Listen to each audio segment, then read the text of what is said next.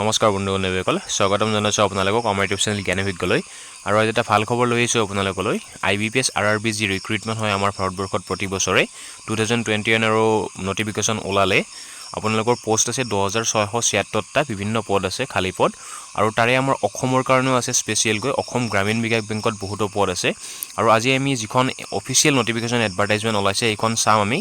শিক্ষা বয়স অৰ্হতা কেনেকৈ এপ্লাই কৰিব কি কৰিব লাগিব হে গোটেখিনি আমি চাম তেতিয়ালে বলক ভিডিওটোলৈ আগবাঢ়ো আৰু এইখন আছে অফিচিয়েল নটিফিকেশনখন institute of banking personnel selection common recruitment process for recruitment of officer grade 1 2 3 and office assistant multi-purpose in regional rural banks RRB CRP RRBS X আৰু এইখিনিত আপোনালোকৰ দিয়া আছে ইয়াতে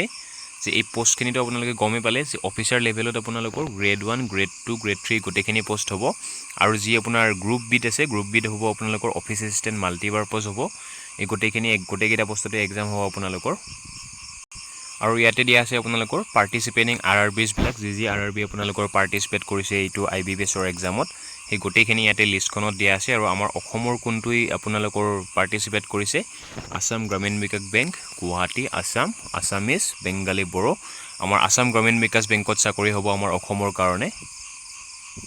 আৰু আপোনালোকৰ ইয়াতে কৈ দিয়া হৈছে যে candidates are advised to regularly keep in touch with the authorized IBPS website www.ibps.in for details and updates এইটো ওয়েবসাইটত আপোনালোকক ভিজিট কৰি থাকিব দিছে আপডেটৰ কাৰণে আৰু ইয়াতে দিয়া আছে যে a candidate can apply for the post of office assistant multi-purpose and can also apply for the post of officer however a candidate can apply for only one post in officer's cadre for officer scale 1 2 or 3 candidates have to apply separately and pay fees intimation charges separately for each post applied for তো ইয়াতে কৈছে যে আপোনালোকে যদি গোটেকিটা পোষ্টতে আপোনালোকে পঠাব পাৰিব officer লেভেলৰ যিকোনো এটাত পঠাব পাৰিব আৰু যি অফিস এসিস্ট্যান্ট আছে হেতুটো পঠাব পাৰিব কিন্তু আপোনালোকে সেপাৰেটলি পঠাব লাগিব আৰু আপোনালোকৰ যেটো ফিজ হ'ব হেতু ফিজটো সেপাৰেটলি আপোনালোকে পে কৰিব লাগিব আৰু এতিয়া ইয়াতে দিয়া আছে আমাৰ এলিজিবিলিটি ক্ৰাইটেৰিয়া খিনি দিয়া আছে ইয়াতে আপোনাৰ নেশনাল সিটিজেনশিপ আপোনাৰ এইটো লাগিব তাৰ পিছত এজ খিনি দিয়া আছে আপোনালোকৰ এজ খিনি মই দেখুৱাই দি আছো as for officer scale 3 senior manager above 21 years below 40 years হ'ব লাগিব for officer scale 2 manager above 21 years below 32 years হ'ব লাগিব তাৰ পিছত দিয়া আছে আপোনালোকৰ for officer scale 1 above 18 years below 30 years for office assistant multi-purpose 18 years to 28 years দিয়া আছে আৰু যি আমাৰ ৰিলেক্সেশন আছে আপোনালোকৰ SC ST OBC গোটেখিনি ইয়াতে দিয়া আছে তাৰ পিছত আমাৰ ইয়াতে দিয়া আছে নোট ইয়াতে আপোনালোকৰ কিছুমান টাৰ্মছ এণ্ড কন্ডিশন বা হেখিনি লিখি দিয়া আছে ইয়াতে আপোনালোকে পিছত চাব পাৰিব এডভাৰটাইজমেন্টত এতিয়া ইয়াত আমি চাম এডুকেশনাল কোৱালিফিকেশন খিনি চাম যি এডুকেশনাল কোৱালিফিকেশন এক্সপেৰিয়েন্স লাগিব আমাক পোষ্ট ওয়াইজ অফিস এসিস্ট্যান্ট মাল্টিপাৰপাসত আছে bachelor degree in any discipline from a recognised university or its equivalent তো যি কোনো আপোনালোকৰ BA পাস কৰিলে হ'ব আপোনালোকে যিকোনো ডিসিপ্লিনৰ পৰা proficiency in local language is prescribed by the participating RRBs যি আমাৰ লোকেল RRB আমাৰ যদি আপোনালোকে অসমত যদি আপোনালোকে RRB টো সিলেক্ট কৰি আপোনালোকে পঠাই তেতিয়ালে লোকেল ল্যাঙ্গুৱেজ জানিব লাগিব অসমীয়া বেংগলী বড়ো এটা যিকোনো desirable working knowledge of computer লাগিব এক্সপেৰিয়েন্স একো নাই অফিচাৰ স্কেল 1 এসিস্ট্যান্ট ম্যানেজাৰৰ তো আপোনালোকৰ bachelor degree in any discipline from a recognised university or its equivalent Preference will be given to the candidates having degree in agriculture, horticulture, forestry, animal husbandry. যি বিলাকৰ এই gather আপোনালোকৰ degree থাকিব তেওঁলোকক prefer কৰা হ'ব এইটো পোষ্টৰ কাৰণে তাৰ পিছত আপোনালোকৰ দিয়া আছে officer scale two general banking officer ইয়াতে আপোনালোকৰ খুজিছে যে bachelor degree in any discipline from a recognised university আপোনালোকৰ 50% থাকিব লাগিব BA পাস কৰাতে তাৰ পিছত preference will be given to the candidates having degree in banking finance marketing agriculture ইয়াতে যি বিলাক দিয়া আছে এই গোটেইতে যদি তাৰে যিকোনো এটা যদি আপোনালোকৰ ডিগ্ৰী আছে তেতিয়ালে প্ৰিফাৰেন্স পাব আৰু যেটো এক্সপেৰিয়েন্স আছে 2 years as an officer in a bank or financial institution তাৰে পিছত দিয়া আছে আপোনালোকৰ ইয়াতে officer scale 2 information technology officer bachelor degree from a recognized university in electronics communication computer science আৰু 50% marks লাগিব 1 year in the relevant field experience বিচাৰিছে এইটো পোষ্টৰ কাৰণে তাৰ পিছত আপোনালোকৰ আৰু এটা আছে অফিচাৰ স্কেল 3 সিনিয়ৰ মেনেজাৰ ইয়াতে আপোনালোকৰ বিচাৰিছে bachelors degree in any discipline from a recognised university 50% mark লাগিব এইটোটো আৰু যিখিনি ইয়াতে দিয়া আছে ইয়াতে যদি ডিগ্ৰী আছে আপোনালোকে প্ৰিফাৰেন্স পাব আৰু experience is a minimum 5 years experience as an officer in a bank or financial institution. তাৰপিছত এতিয়া আমি ইয়াতে চাম এপ্লিকেশ্যন ফিজ ইণ্টিমেশ্যন চাৰ্জেছখিনি চাম আমি application fees intimation charges online payment from 8/6/2021 to 28/6/2021 both dates inclusive ইয়াতে আপোনালোকৰ অফিচাৰ স্কেল 1 to 3 যিটো আছে তাতে SC ST PWD কেণ্ডিডেটৰ কাৰণে লাগিব 175 rupees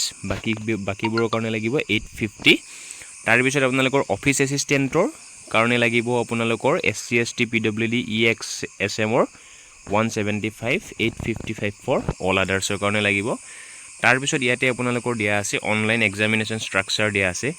প্ৰিলিমিনাৰী এক্সামিনেশ্যন আপোনালোকৰ অফিচ এছিষ্টেণ্টৰ মাল্টিপাৰপজত কি লাগিব ৰিজনিং নিউমেৰিকেল এবিলিটি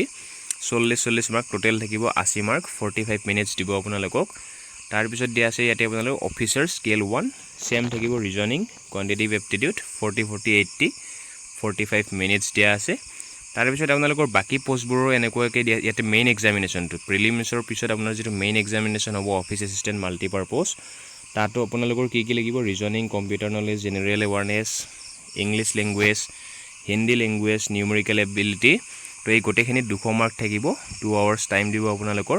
আৰু ইয়াতে অফিচাৰ স্কেল 1ৰ যেটো মেইন এক্সামিনেশ্যন হ'ব এইখিনি বস্তু লাগিব